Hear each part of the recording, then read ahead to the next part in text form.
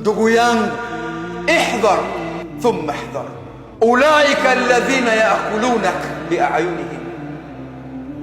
Ogopa sana, chukua tahadhari sana wale ambao wanaokutafuna wewe kupitia katika macho yao.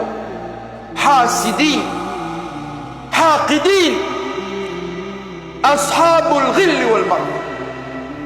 Ogopa sana katika jamii hii. Mtume anasema al-ain tudkhilu rajul qabr wa tudkhilu jamal qatih. Hasadi inamuingiza mtu kaburini, sio kaburi tu, hasadi inamuingiza ngamia kwenye chungu. Mtume katupa dawa mengine, tuchukue tahadhari.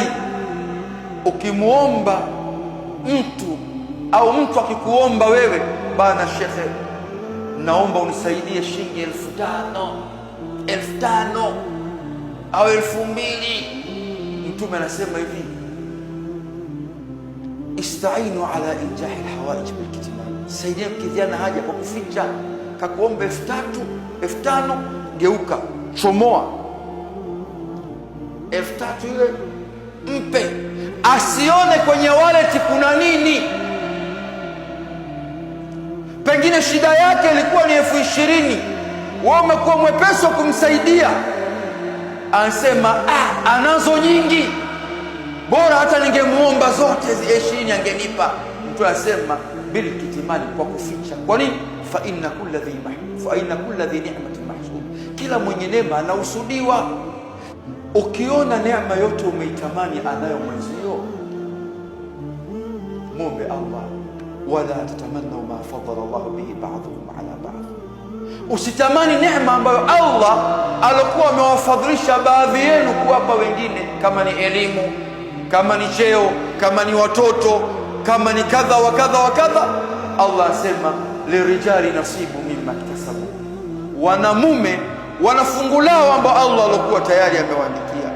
Walinisai nasibu mimma iktasabu, na wanawake na wenyewe Allah amewaandikia katika chombo lao. Was'alullaha min fadli, kaa chini, ongea na Mola wako, muombe Allah na yeye akupe, akuneemeshe kutokana na fadhila zake. Usibaki unasoroneka na huzuni ukiangalia, kwa nini yule ana elimu, kwa nini yule anakubalika, kwa nini yule kadha wa kadha wa kadha.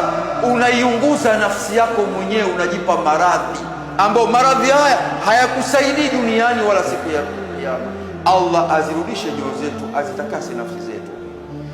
Allah tabaraka wa taala, na kuomba ewe Mola wetu, zingarishe nafsi zetu wenyewe, tupe mapenzi ya kupendana baina yetu.